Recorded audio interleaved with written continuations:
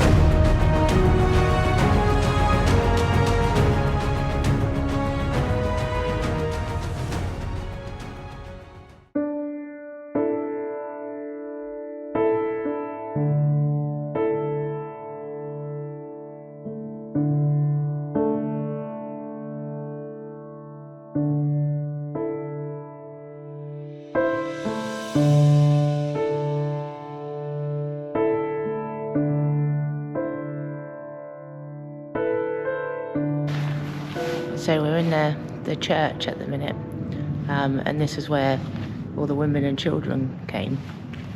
You can see it's a bit awful actually thinking that we're stood here where all the kiddies would have been. Yeah. Okay. So there were 200 women and children killed in this place, house of worship. There was one woman who survived, and she managed to jump out of that window. Another woman followed her with her baby. The Germans heard the baby's cries and shot the woman and the child. But the first woman out survived, and that is how we know the horrific story of what happened here. the flames don't touch it. Yeah. I've just noticed on the fireplace down there, on the back plate, it's got 1930 on.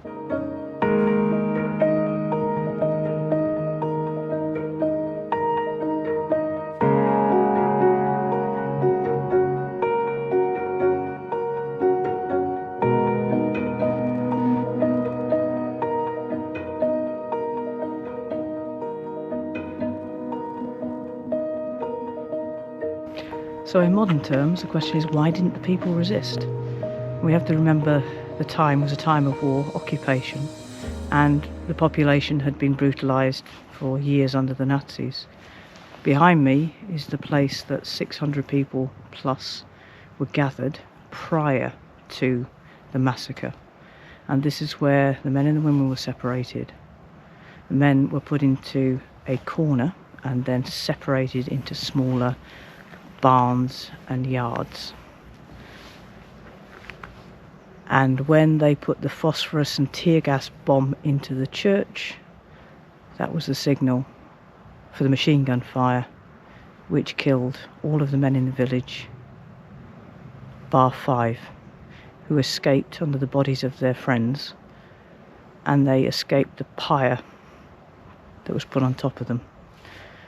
The Germans then looted this village and took everything they could carry, and then they set fire to every single house and building in this settlement as a signal to the local population to not resist.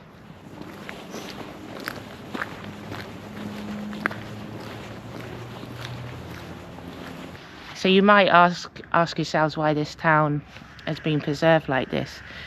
And shortly after this terrible incident, they made a decision to keep it like this and remember what happened.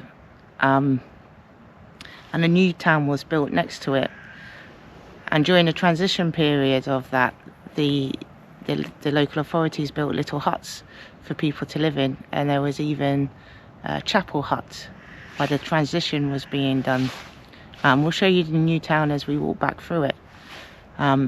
But at the minute, they're still preserving this site, and you can even see they're protecting buildings from falling down.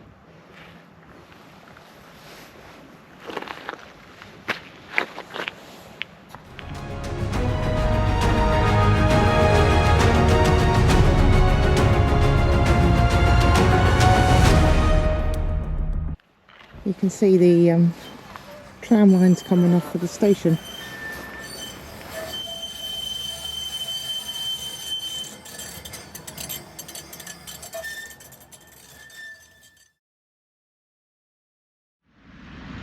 This is the start of the new town.